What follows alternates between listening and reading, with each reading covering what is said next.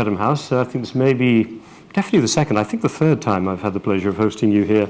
But wonderful to have you back with us at Chatham House. As you all know, we'll be talking about Qatar's regional role, though knowing our conversations, we may go to some other issues as well.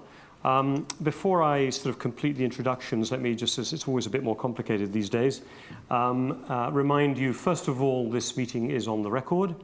It is a public event, so feel free to tweet #CHEvents and any other things you want to link it with. For those of you joining us online, and I know as we have these days, many people joining Chatham House online for these events, this will have a question and answer session as we always do. Please feel free to start to put your questions into the Q&A line on the Zoom function whenever you want. The earlier, the better.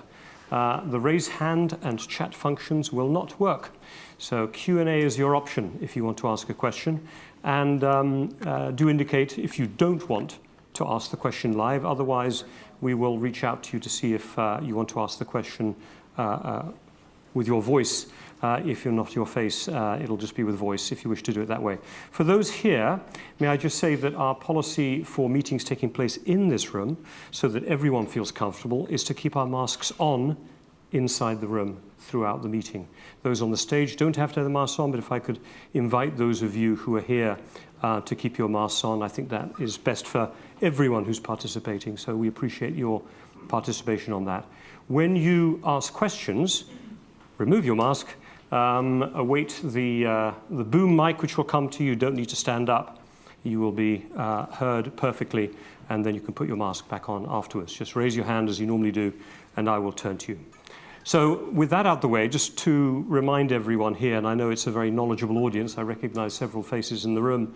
I don't need to tell you all that Qatar has played an outsized role. I only say outsized because of the size of the population, but an outsized role in not only regional politics and international relations, but also in global politics and international relations. So right through from the situation in Gaza, Syria at a particular time in recent years, but obviously also then globally in particular, as we've seen in recent years in Afghanistan. We'll be able to get to all of those issues in this conversation. Sheikh Mohammed became Deputy Prime Minister in 2016. He became Foreign Minister in 2017. That puts him really at the epicenter of Qatar's international relations. It is actively involved through him in the mediation that is taking place around the world, as we'll be hearing shortly. He's also chairman of the Qatar Fund for Development and the Qatar Investment Authority. Had a bit more of an economic background prior to his time in the Foreign Ministry. Sheikh Mohammed, welcome back to Chatham House. As I said, great to have you here. Look forward to your remarks. Look forward to the questions from our members online and in the room. We've got an hour. Over to you, sir.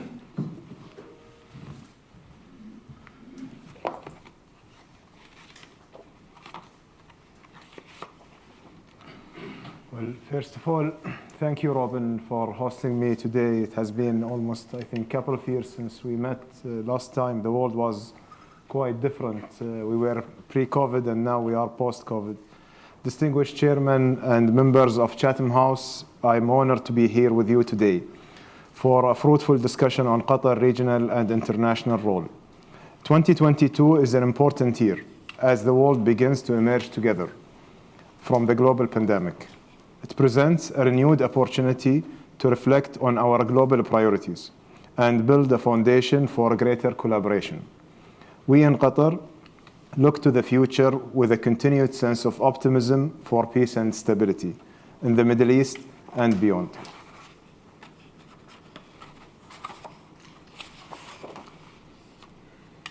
Each country has a role to play on the global stage, and Qatar's foreign policy is uniquely positioned to encourage peaceful resolution of conflict through dialogue and diplomacy.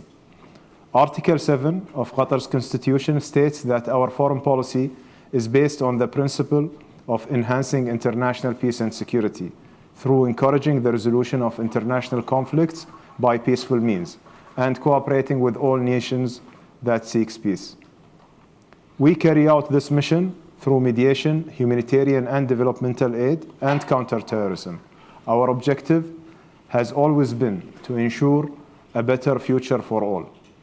And we work hard to mobilize our efforts and resources toward that end. These efforts would be fruitless if not for the continued support and collaboration of our partners across the world. Recent events have highlighted the importance of international cooperation that include post-pandemic economies, conflict, and energy insecurity. As such, Qatar's foreign policy relies on strong bilateral and multilateral alliances. The importance of this approach is evidenced by our mediation efforts in Afghanistan, the large-scale evacuations, and the coordination of critical humanitarian assistance to the Afghan people. None of this would have been possible without united efforts.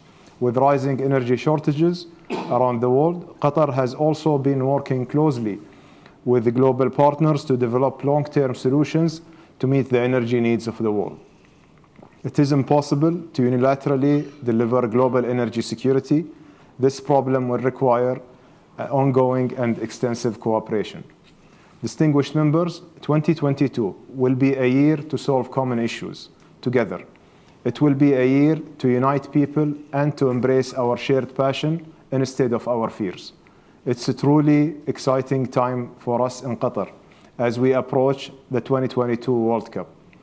This event reflects contributions of Qatar, FIFA, and our international partners over the last 12 years, allowing us the privilege to host the first World Cup in the Middle East and in the Arab world. I look forward to our discussion this evening, and I look forward to host you all in November this year to cheer your teams. Thank you very much.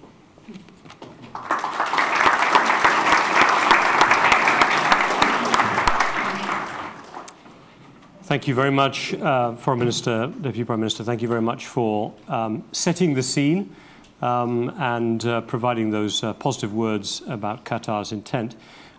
Maybe what I could do is ask a couple of opening questions. I can see a couple of questions coming in already from members online, which I'll get to in a minute. But I thought, given where we're at and where the news has been here in London in particular over the last month or two, which has been focused on the situation in Russia, Ukraine, it is noticeable that Sheikh Tamim, the Emir of Qatar, was the first GCC, the only so far GCC leader to have met with President Biden in the White House, I think a bit under a month ago, towards the end of January, signed up Qatar, or was welcomed, I think after Kuwait as the only GCC member as a major non-NATO ally. You're representing the US in Afghanistan as of November last year. I wonder if you could just say a word or two about the nature of this relationship with the United States, how you think it's changing from Qatar's standpoint, because certainly with the major base that you host there for US forces, there's been a sort of defensive element of that relationship. But as a major non-NATO ally, at least to my ears, that sounds like partnership internationally. Maybe partnership on gas security, maybe partnership on Europe's security. Could you just say a word or two about this focus on the US, what it is that for you and for Qatar major non-NATO ally means, apart from maybe defense contracts and so on? Does it mean something strategic? What's going on? Well, I believe, first of all, Robin, the relation between Qatar and the US has been very strong for a long time. This year we are celebrating 50 years of diplomatic relation between the two countries, and we believe that the progress that we have achieved throughout different administrations in the US has been always in a positive direction. What we have done together was not only cooperation on the defense, but also in different very important areas, whether it's in economic cooperation, cooperation on the energy, and cooperation in the education, which is also significant between the two countries. And the partnership that we demonstrated with the US in the issue of Afghanistan, we've been hosting the talks between the US and Taliban for more than 5 years or 7 years approximately, until they reached the agreement, and then hosted the inter-Afghan dialogue together with the US, and also supporting the evacuation efforts. supporting the efforts of the global coalition against ISIS. Qatar or Al Udeid Air Base actually served as the central command for the operation. And I think that there are a lot of strategic issues that we are working together very closely with the US. Of course, as I have mentioned in my speech, Qatar really work in an environment of international and multilateral and bilateral alliances. And US is considered our strongest allies and our most important partner in many areas. I believe that the visit was a fruitful visit. There are a wide range of issues that being discussed over there, whether it's on the issue of Afghanistan, on the issue of energy, on the issue of Iran nuclear talks, the Israeli-Palestinian issue. So we had a very rich and deep conversation about these issues and how to align our countries strategically in that, and how can we work closely together on them. Major non-NATO ally designation is a step of status of partnership, which we believe is just a reflection for the partnership that we have. But I think that what we have ahead of us is much deeper than this as well. Just to be, again, maybe scene setting and a little provocative, easier for you to work with the Biden administration than the Trump administration? The Abraham Accords, very close relationships with Saudi Arabia. Is this an opportunity in a way for Qatar to kind of reset itself and try to make some real progress on priorities that are your priorities in this period of the Biden administration? Is there something different about what you're trying to get done now? Well, Ruben, I think this question has been like always there, and people who were asking me this, they were always thinking that it's a provocative question. It's not provocative at all, because the relationship with the US has been very clear since long time. For us, our relation has been built through the institutions. We have very strong institutional relationship, despite the administration which are there in the White House. So it has been very clear, very transparent, and very strong for years. And even during President Trump administration, we have worked very well with the institutions. Probably a lot of people are referring to the beginning of the GCC crisis and the positions that have been taken, which has been a misconception and being corrected right away, right after this.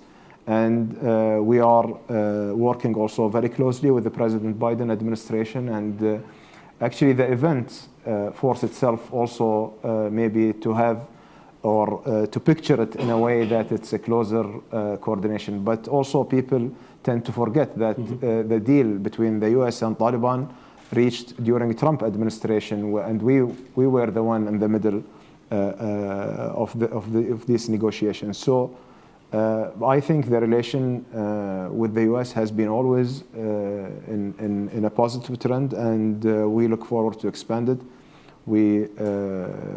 Our institutional relationship has never been stronger, and we continue to strengthen it. And we hope the years to come it will be more stronger as well. I'm just going to take advantage, as I'm asking questions, of picking one out from a member here. And the question is phrased quite interestingly, but it's where I wanted to go next in any case. Mahmoud Kushas Fahani asked whether Qatar is ready to produce more gas in order to reduce the pressures in Europe, given the threats to Russia, from Russia, to European gas supplies. He adds in here, are you ready to produce more gas on behalf of Iran to reduce the pressures in Europe with Russia threatening disruption of gas supply? Maybe, there's two sides to that question. So could I ask you, maybe you could say something about the gas, how much room there is for Qatar from its own supplies to be able to meet the demand? You've got long-term contracts, I believe, with many existing customers. Could you just say something about how much flexibility Qatar has? And then maybe just touch on this Iranian question that's connected to it. Well, I think, first of all, just to put it in the right context, the energy poverty that Europe is facing right now it's not only an outcome of the current event, but has been there even before the escalation started. And unfortunately, that in the last period there was no strategic thinking of securing and sustaining the supply of energy with a balanced policies that taking care of the environment as well. Now, with the current challenges, of course, Qatar is the largest producer and exporter of LNG, along with the US as well, which supply a large quantity of LNG as well. We are not talking about substituting of a country or another. I think that what the discussion should be about, how can we approach this issue in collaboration with the countries, with the trading partners, to make sure that the gas is delivered to the consumers, and they don't, and also maintain the affordability of that source of energy. Qatar production, we've been producing in the past few years our maximum capacity. There is an expansion which is hopefully coming in the next couple of years. Right. And we are in continuous discussion with different European countries and different partners in order to also to make sure that any plans that we will agree on, it will be a long-term plan to ensure the sustainability of that supply. So obviously the long-term element being incredibly important. Could you just say a word or two as well about China? We've had several Middle East speakers come and speak here, and some were under the Chatham House rule. And what I'm thinking was, so I'm not going to betray the confidence, but what I took away from that meeting was the sense of countries in the Gulf in particular trying to sort of balance between the rise of China in particular as a key market for gas and oil, and the value that China can bring in many cases in investment, in particular in some of the big upscaling of urbanization and all the smart technologies that come with this, and yet wanting to keep a good relationship with the United States on the security front. I mean, I don't hear Qatar talked about as much in facing that dilemma. Could you say a word or two about the kind of relationship with China that Qatar has right now? China relationship is an important relationship for Qatar, and they are also one of our largest gas buyer. And the relationship with China has been always a good and friendly relationship, and we have strong economic partnership together with them. And I don't think that any of the countries in the Gulf wants to be in choosing between China or America, and we are not in such a position. It cannot be like either or. We have very strong alliance and relationship with the United States, and we want to have a strong relationship also with China. In Qatar, it just happens that we have this trading with them where we supply them with gas and they are supplying us with different materials. And the relationship mainly is an economic relationship, but we are always willing to expand our relationship with different countries in Asia, not necessarily China, but at the end of the day, Qatar part of Asia, and the Asian market is a very important market for us. Are you taking Chinese investment into infrastructure, telecoms infrastructure, for example? There is no much Chinese investment in Qatar in the infrastructure, and in the telecom mainly, I don't recall any investment from them. It's one of those areas where it seems to be a bit either or. Look, I wanted to just bring in one of the questions offline here, and then I'll be coming to the room roughly at 1:30, but this lets me not ask all the questions myself that I had here. Mark Lyle Grant, who's, I think, well known to folks here, member of the Chatham House panel, senior advisors, and former national security advisor. Mark, I thought you had a very interesting question. Would you mind unmuting and asking your question? You are unmuted. Over to you. Yes, Your Excellency, good evening, and thank you very much for your comments. The question I had was whether you were concerned that today the key deciders of events in the Middle East seem to be non-Arabs. You know, Turkey, Iran, and Israel seem to be actually deciding events in the Middle East region, with Russia and China also expanding their influence at a time when the traditional Arab leaders like Saudi Arabia, Egypt, Syria are going through a very difficult period? The question to you, yeah.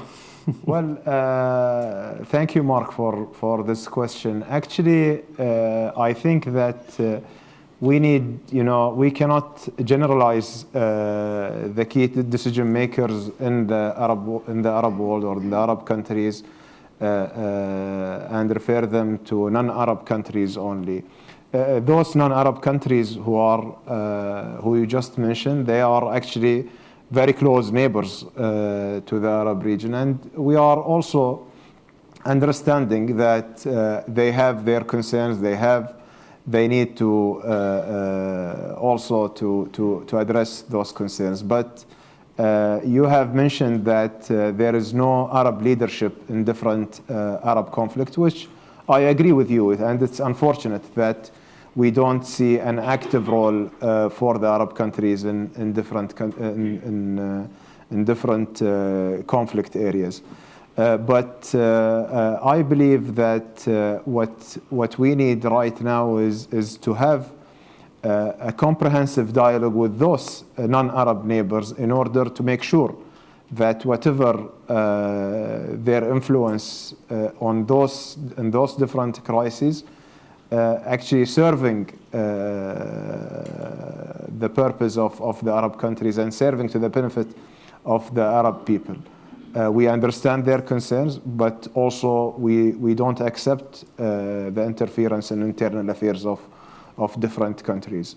And also this is applied to the other Arab countries. I mean, the interference in internal affairs of countries are not acceptable as a general principle by the United Nations. But I think that in the last year, there is a better prospect for an Arab understanding and Arab taking things more seriously on different issues in the region. And we have actually some sense of optimism about re-emerging of a new leadership in the Arab world between the leading countries. There are big countries like Saudi, like Egypt, and others, of course, to lead in those different crises. And we are encouraging such a move. We have a lot of issues around us, whether it's in Lebanon, in Iraq, in Syria, in Palestine. So all these issues needs the Arab, and Yemen, of course, not to be forgotten, needs an active Arab role in order to make sure that the Arabs' interests are addressed and already taken in consideration. Thank you. I'm just going to bring one more question in from online, then I'm going to turn to the room. And Adel, yes, I can see Adel Hamaizia is there. I wanted to bring him in, Adel, in a second. Just on your first question, please don't ask your two questions, just your first question, because it's really to do with the GCC and whether a little over a year since the signing of the Al-Ula Accord, whether there's going to be some type of greater leadership from the GCC per se. But maybe you could ask the question, Adel Hamaizia, would you mind just asking your first question, please? Over to you. Thank you, Robin, and thank you, Robin, and thank you, Foreign Minister. You can hear me clearly, right? Yes, perfect. Great. Speaking to you from Cape Cod. Thank you so much for being with us, Foreign Minister. The question I had was if you could say a little bit about the state of the GCC as an entity, just over a year on from the Al-Ula. And the sort of cheeky part of the question is whether we'll have all of the GCC heads of state, including MBS and MBZ, or de facto heads of state, attending the December World Cup final when England play Qatar in the World Cup final. GCC. Well, Adel, regarding the state of the GCC, we believe that the GCC, especially after the experience that we had in the GCC crisis and how it was paralyzed as an organization for the last few years, unfortunately, has come back to be more active organization, and we have seen this demonstrated actually in different issues. One of the issues was Afghanistan, and where the GCC have close coordination on that matter, and we work very closely with our colleagues from different countries. Actually, 2 days ago, we hosted a meeting between Taliban and GCC representative in Doha to talk about the Afghan issue and to create a better understanding on the situation over there for those countries who are not that much involved on the matter. And we have a united GCC position on that issue. But also, it's beyond the regional security issues that a lot of our free trade agreement talks is about to be resumed with different countries and different regional groups. And I think there is a positive momentum, and this is what we see by ourselves and by the leadership, actually. There is a positive momentum to strengthening the GCC more and to get the benefit directly to the people of the GCC and let them feel it. Because 4 years was a missed opportunity that we don't want it to be repeated. And all the leaders of the GCC are forward-looking right now to ensure that we are creating a better future for the GCC. Of course, we are expecting the leaders and the people of the GCC to be at the core to welcome with us our guest in the World Cup. We'll see how that plays out. Look, let me bring some questions in from the room. I see a lot of hands going up, so I'll make sure I turn to a number of them and make sure we get a good mix of viewpoints and so on. I'll start with the lady here, and I'll take Nick after that. So if you can keep your hand up, please, Adam. So, yeah, the microphone. You don't just take your microphone off. You don't need to stand up. Don't reach for the mic. It all works. Hi, I'll get to this side of the room in a minute. Sheikh Mohammed, thank you very much. Really interesting talk. My name is Latika Burke. I'm from the Sydney Morning Herald, an Australian newspaper. And I wanted to ask you about the situation in Qatar a couple of years ago, where 13 Australian women were taken off the plane and searched. They are now suing Qatar and some Qatari authorities, asking for compensation, and they say that every time they've approached the Qatari government, they're simply met with being ignored. So what is your message to those women? Will you compensate them? And also, what guarantee can you give to other women that it's safe to travel through your airport?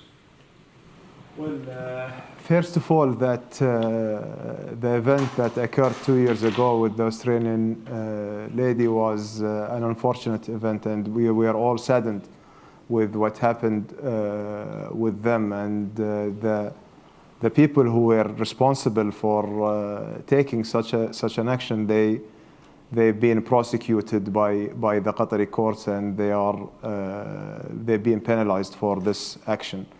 And we are in very close coordination and communication with the Australian government on that front to make sure that, first of all, everyone around the world feels safe when he's traveling through Doha Airport. And it's a single incident that happened and nothing happened after that. And we're ensuring the safety and security of women and men who are traveling through Qatar Airways. Regarding the legal case that they are pursuing, it's pursued by the ladies. It has its legal channel, which I cannot comment on, unfortunately, but as our part, as government, we are taking the full responsibility for this action, and we are penalizing the people who were responsible for such a step, which was a big mistake, and we apologized for the Australian government and for the victims of that incident. And we have also implemented a comprehensive training agreement, arrangements for all the personnel who are working in the airport to ensure that this is not repeated again. Thank you. Gentleman in the white shirt first. Sorry, he had his hands up most intensely first. I will get to others. There's a lot of good questions going to come from the front, I can see. Go ahead. Hello, Assalamu alaikum, Minister. Hanif Fadil, former advisor, British Parliament, British Government. You've touched on this already, mediation. In terms of Israel-Palestine, what specifically could you do more on that issue? And the issue of Kashmir, for example.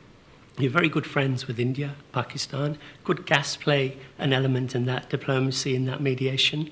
And on the issue of counter-extremism and counter-terrorism, do you think you've cracked terror financing or countered extremist ideology? Because there's been a lot of work done by yourselves. And Qatar does punch well above its weight in terms of a country. It depends on the scale you're using for the weight. So, Thank you. Questions. There was 3, I think, in that one there, and there's other people are going to lose their questions. But as you've got, maybe you could take, the Israel-Palestine. There's somebody else. Was somebody else going to ask a question about Israel-Palestine? No. So maybe you could take that question about where Qatar is sitting in that role first, then maybe come to Kashmir after that. Well, first of all, as I just mentioned, that mediation and diplomacy at the core of our foreign policy, and it's actually being mentioned in our constitution very clearly that it is the beacon for our foreign policy. Regarding the Israeli-Palestinian issue, we are doing our part, which is mainly helping the Palestinian people, alleviating their situation. And for years, Qatar has been the front runner in helping the Palestinian people, and especially the people in Gaza, and both, of course, on the West Bank. But this is just, as we call it, is just a painkiller. It's not a solution. It's not a treatment for the disease. The treatment for the disease is to have the Israelis coming seriously to the table and to address the issue and to have to reach the ultimate goal of two-state solution, which was endorsed by the Arab country through the Arab Peace Initiative. We have tried our best when there was a prospect for peace back in the 90s after Oslo, and there was this momentum. We even took a step ahead of everyone in the GCC, and we established a relationship with Israel, hoping that this will lead to a peace, but unfortunately it didn't lead us to that place. The alternative for us is to keep helping the Palestinian people and make sure that the other party, the Israeli, is willing to come and to engage seriously in a genuine peace process. And we have all the international references for these peace processes. So it cannot be reinvented or reimposed by new rules and new condition. If we are asked to help in this by the parties of the conflict, we will definitely help. We are doing like what we call it a mini mediation in helping in making sure that there is a ceasefire in place, for example, in Gaza, brokering different ceasefire that happened throughout the last years, especially between Gaza and the Israelis. So that's what we can provide right now. But I believe that the bigger and the higher level, it needs a collective effort from us, from other Arab partners, and members of the international community. Just if I can comment on the counterterrorism issue. Yeah. On the terror financing and counter-terrorism, actually, Qatar has took a lot of measures on countering terror financing by new legislations and that being reformed. Of course, we are living in different world. If you look at the entire world, like 10 years ago, 15 years ago, no one was expecting that money goes, which are going to charity work, and people are paying it for good intentions that will fall in the wrong hands. And things has evolved, especially since the Arab Spring in 2011, and we have seen a wider moves of extremist groups. And Qatar has took all these issues very seriously, and we have reformed our laws, and we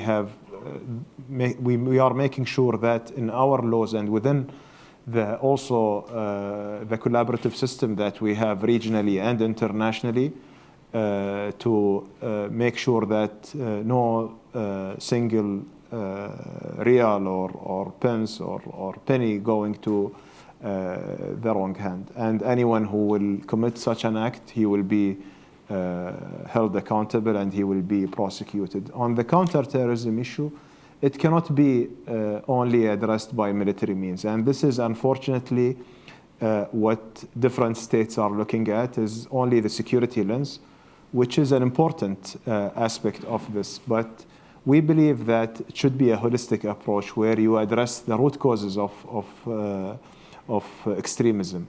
And one of the main things that we have seen a very strong correlation with is the education. So that's why Qatar is trying to provide, through its developmental aid and the humanitarian aid, very much focused program on the education. For example,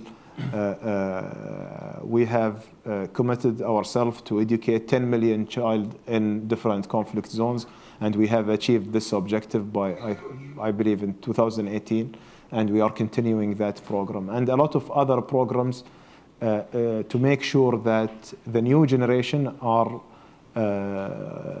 carrying the pen as a weapon, not carrying the traditional weapons for them to change their status quo. Before you turn to Kashmir, I'll let you ask the quick question on Kashmir. There's a question here online from Oded Mayer. Oded, if you don't mind me asking a question on your behalf, because it'll be quicker. What is your position currently on Hamas? Just in this context, designated a terrorist organization by most governments. Where do you see their role? Are you adjusting it at all? Is it a source of the problem, if you see what I'm saying, to the resolution of the crisis in Israel-Palestine? How do you deal with your counterterrorism and terrorism strategy and at the same time have the support for Hamas? Well, we are not supporting Hamas. This is just to make it very clear from the beginning.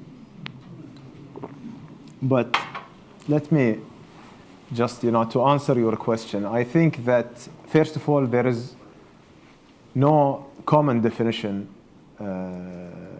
for terrorism and extreme or terrorist organizations or terrorist groups. And you see that each country is defining it differently. Most of the Arab countries are not listing Hamas as terrorist organization because they are living under occupation, and the resistance of any occupation is by the international law considered a legitimate move. We are against any attacks against the people, against the civilians, and we condemn these type of attacks, whether they are Israelis or Palestinian. It doesn't mean that we agree with the approach or with the attitude, but also it doesn't mean that we list them as terrorist organization because they are part of the component of the Palestinian society. If we want to reach a peace deal between Israel and the Palestinian, this peace should include everyone, all the Palestinians, factions and organizations. So I think this question is really doesn't have like a very clear, decisive answer. But as a position, Qatar never supported an organization or faction among the Palestinians. Our support has been always very carefully gone to the people who deserve the support. And we have done throughout the years with very clear and transparent process that's monitored by the United Nations and by everyone. Of course, we are supporting the Palestinian people, and this is something that we are proud for. Those are people who are living under occupation, and we will continue supporting them. Okay, let's hold Kashmir for later. Frank and the gentleman there. Yep, those two, I'll take the two together. I'll try and come to you two afterwards. I need to keep an eye on this side of the room. Yep. Thanks. Frank Gardner, BBC security correspondent. Sheikh Mohammed, you probably know the Taliban administration better than any of us here in this room. How confident could you be that if they do get major international funds released, those won't be diverted in part to terrorism, to their friends in Al-Qaeda, for example?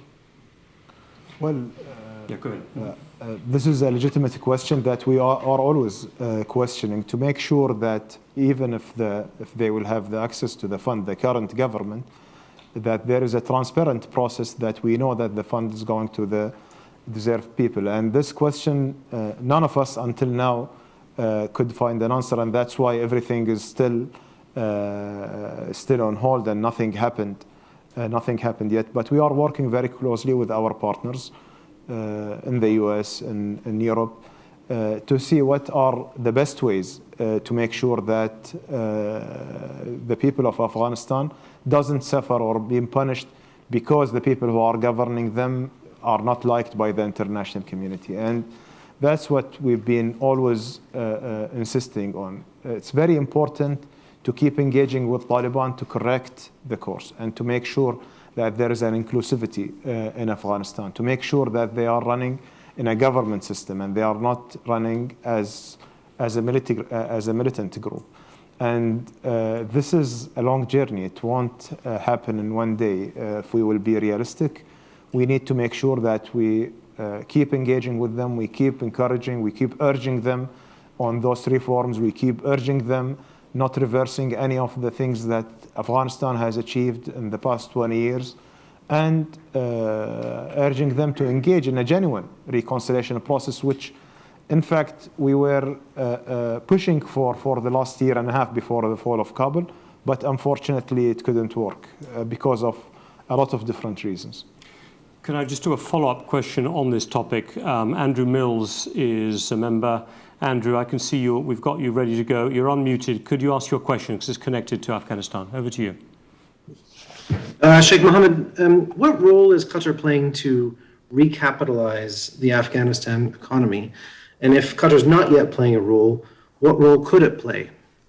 Yeah, we had David Miliband in the other day, literally sitting where you're sitting a couple of days ago, arguing very strongly for, there is money there, but there needs to be money in. Well, I think one of the major challenges that the Afghans are facing right now, that the financial system over there is paralyzed. And because of the sanctions, because of the security situation over there are no much banks are operating. There are, I think, just a couple of banks who are working over there. But this is just one piece from our perspective. And we believe that the international community, just also to answer your part of the question about Qatar role, Qatar cannot go in Afghanistan and regenerate or recapitalize their economy and just bringing back the systems to be on by its own. So it needs a collective efforts by the international community, by our international partners, and this is something that we are in very close consultation with different partners in order to provide a blueprint for the way forward in Afghanistan, addressing the issues, the economic issues, addressing the humanitarian issue, the immigration issue, and the counterterrorism issue, which is a significant issue and significant concern for all of us, especially for us who are living in a closer region. So this cannot happen by a unilateral effort from Qatar. So we are working very closely with different European partners. We are trying to build up the consensus for this blueprint together with them.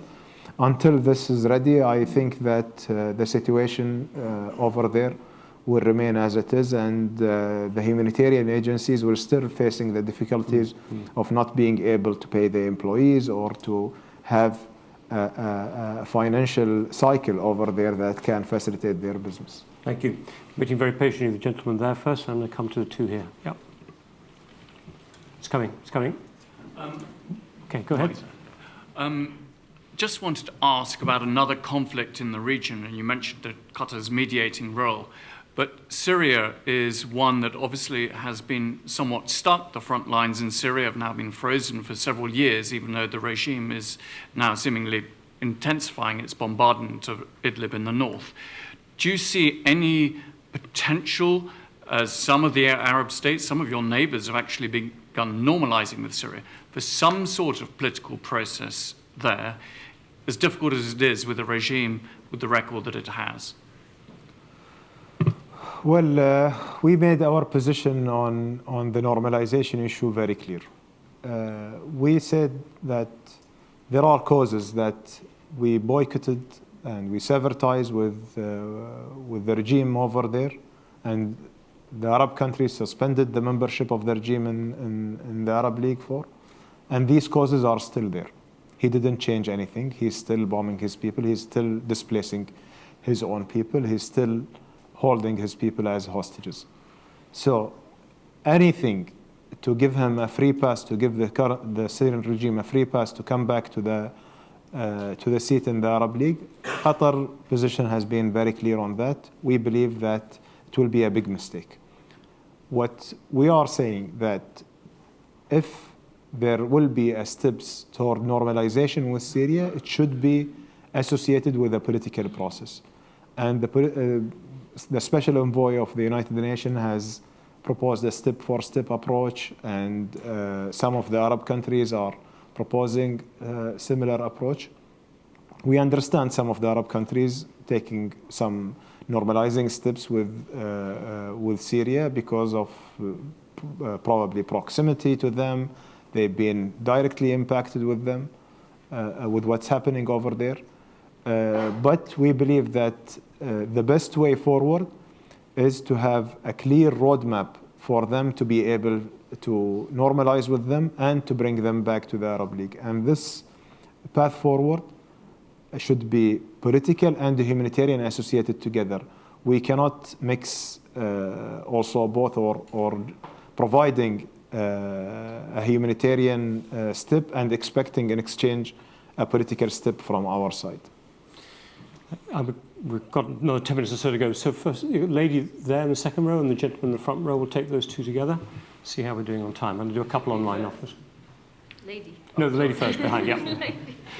Good evening. My name is Dr. Yıldız Tuğba Kara from Society 50 Institute, a London-based social enterprise working on smart society policies.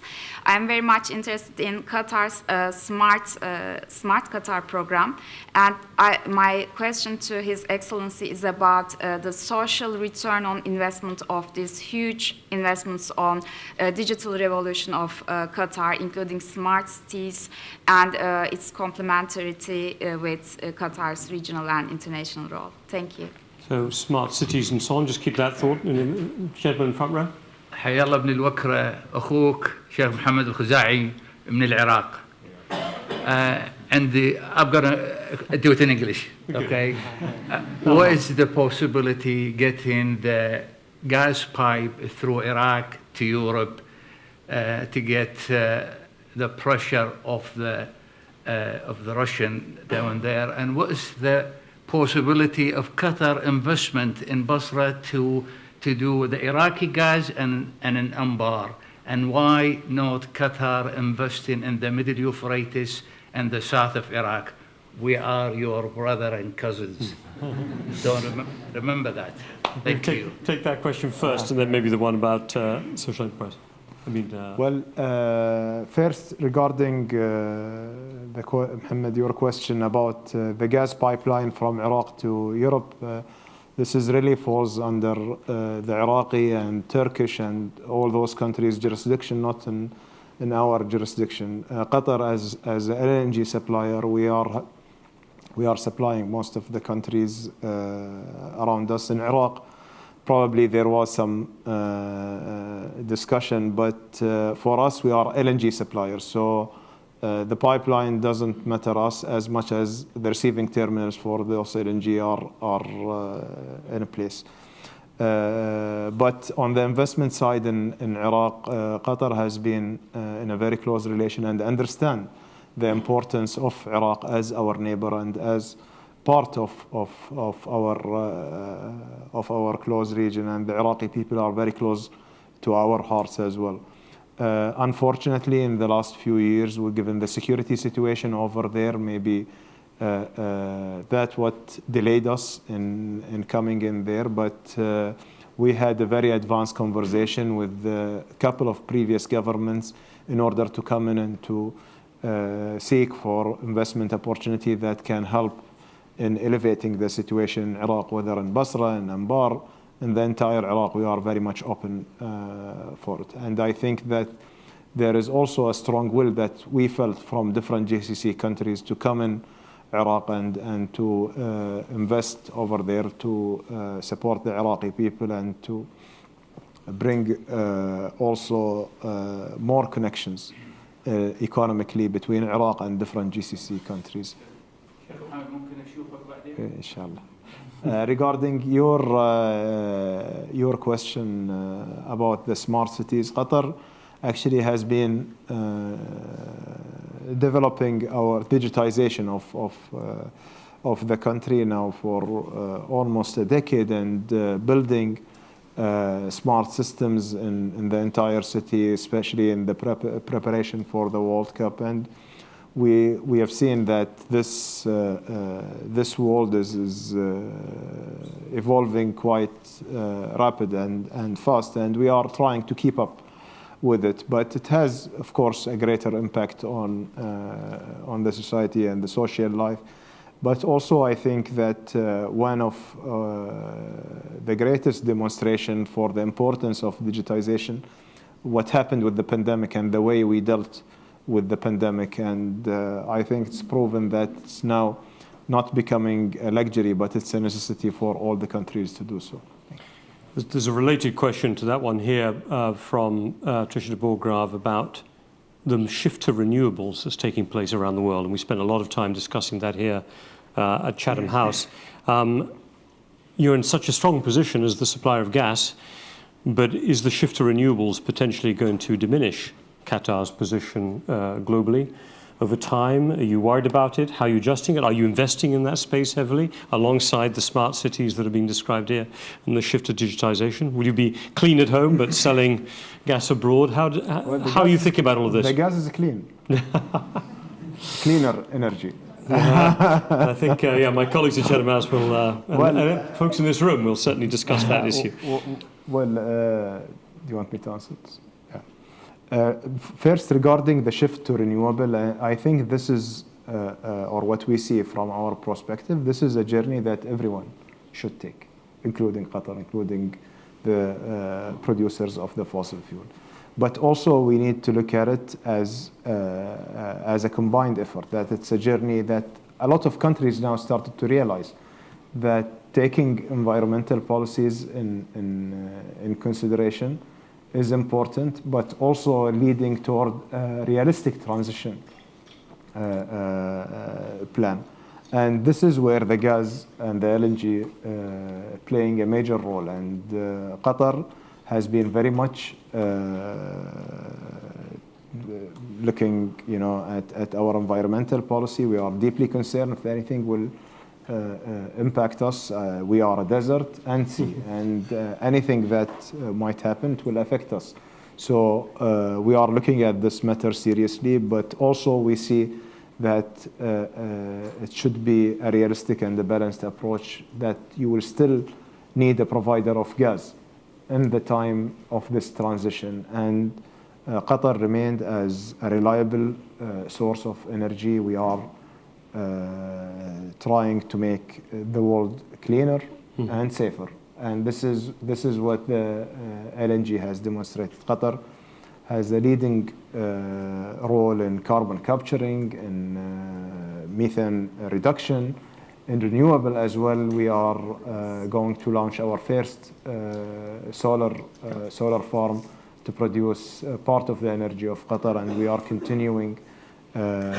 continuing also that journey in order to make sure that renewable is playing a significant role of power generation in Qatar. And we believe that the LNG will play a significant role in this transition. Thank you. I'm going to take a question from online from Marcia Poole, which I think is connected again to these big thematic issues. I'm going to bring the gentleman who's been waiting very patiently. Yeah, the two here in the front row, as I said, I called Nick at the beginning. So if you just hold for a second. Marcia, could you unmute, please, and go first? Thank you, Robin, and thank you, Excellency, for this presentation. Excellency, I want to bring the discussion towards the COVID-19 pandemic, which has made the need for a redesign, a rethink of the global health security architecture one of the pressing issues in international relations. What role do you envisage Qatar playing in these discussions? For example, the negotiations for a new international instrument on pandemic preparedness. Could you just hold these thoughts? Because we're close to the end of time. I've got a lot of questions here. So I'm going to try and do a little roundup at the end. I'll keep track of them as well, please. So first the gentleman there, and then Nick. Yeah, just microphones coming. Got two in the second row here. I don't care which order, really. Nick, you go first. Yeah. Nick Westcott, formerly of the EU, now at SOAS. How do you see the situation in Iran at present? And do you see them wanting to seriously engage with the rest of the world, the JCPOA? And does Qatar have a role to play in the conflict in Yemen? Right, good. You got Yemen as well. Sorry, Nicholas McLean, I won't go to you live in that case because he had the question as well. Gentleman waiting here. Hello, good afternoon. Sheikh Mohammed Salman Sheikh, founder of the Sheikh Group, formerly director of the Brookings Doha Center.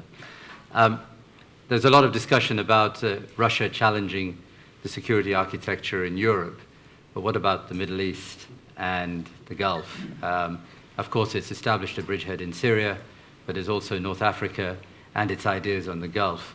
I ask you this as somebody who's heading to Moscow over the weekend. And while you think about that, as I skipped out a question online, gentleman with the mask, hand up towards the back. I'm sorry, I have too many questions. Yes, please. Yeah, I'm asking about the GCC crisis, and we've seen recently events where leaders of the disputed countries met with friendly handshakes. Apparently, relations on their way to normalization.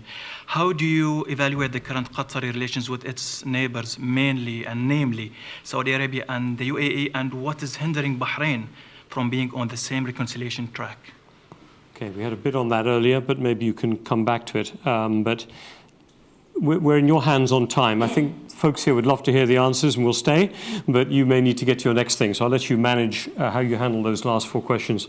Well, just to go very quickly through the issues regarding the question about the international response to health crisis. Qatar has been playing a role with different partners within the United Nations, and in order to make sure that response to pandemic, that the international cooperation and collaboration between different nations always remain at the center of our priority, because unfortunately we have seen some events that occurred at the beginning of the COVID crisis, including piracies to some of the items, or cutting supplies and boycotting the supplies to different countries. And we want to ensure that all the countries, they have the same equal access to different supplies, and also equal access and rights to be vaccinated and to be treated. So there are a lot of efforts and initiatives that are taking place in the World Health Organization and in the United Nations, and Qatar is trying to play its role in our participation during the COVID crisis. We have our assistance reached out to more than 50 countries, I believe, until now, with either with aid and equipment that they need to respond to the COVID, or with vaccination. And also we have contributed to the Gavi initiative for different countries. Regarding your question on Iran and Iran position, I think that first of all, Qatar is with the diplomatic solution, and to have an agreement in Vienna as soon as possible, because we believe that the absence of the JCPOA right now is counterproductive for anyone in our region, and it's going to be much worse if we are going to remain without an agreement. And do you think there's any prospects for it? I mean, given the request from the Iranian side to have a congressional pledge, which is never going to happen. Well, what we see right now, there is a better atmosphere. Okay. Let me put it this way, and hopefully some positive responses from here and there. And we are in close contacts with Iran,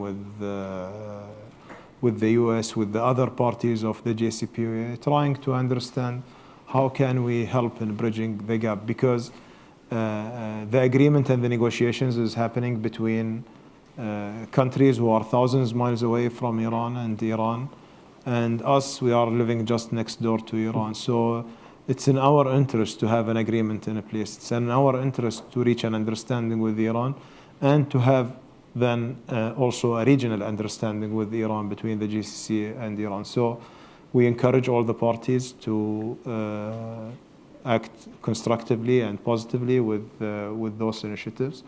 And we hope that we can have a positive outcome in the near future. But at the end of the day, those are the parties, and our role is really to help, to facilitate, to encourage both to engage positively. On Yemen, our position has been very clear. We are against any aggression against any country, and the war in Yemen, unfortunately, is continuing for a long time, and we believe that the only solution is going back to the Security Council resolution, the basis that all of us we have worked on and endorsed 2216, and bring the Yemeni people together and stop the war as soon as possible. We have seen some initiatives that been taken, that been led by the Saudis to declare a ceasefire, but unfortunately these initiatives was turned down by the other parties, and we are also watching a concerning escalation that's happening right now with the UAE, with Saudi, and continuous targeting, which is of course unacceptable for us as a Gulf country, and also it's unacceptable for us to see any civilian target anywhere to be bombed and to be targeted in this war. The Yemen situation will remain very difficult and very challenging and very complex, but it's only at the hand of the Yemenis. It's not at the hand of the others. Russia was the last question, and on Russia posing a threat to the Middle East, we don't see it from our perspective as our relation with Russia is a friendly relationship. We have a very good partnership with them in different issues, and in many issues that we see, especially when it comes to the Israeli-Palestinian conflict, Russia has played a positive role in that front. Other issues we disagree with them, of course, like for example in Syria, but at the end of the day, the only way to reach an understanding is continuing the dialogue, and this is what we carry. As I just mentioned about China, it cannot be either or for us. As Gulf countries, we want to have relationship with everybody, strong and good and positive and fruitful for the benefit of our people and for the benefit of the stability of our region. Just, the last question on the state of the relationship between the Gulf countries. Actually, as I mentioned, Al-Ula declaration that's been signed by the leaders, it has been all forward-looking for a better future for the GCC. We want to build a stronger GCC, a stronger foundation for that. There is a good progress in relation with different countries, with different parties of the crisis. It varies from a country to another. But I think we are in a very good state right now compared to last year, and we are our leadership is committed to be forward-looking as well as the leadership of the other countries.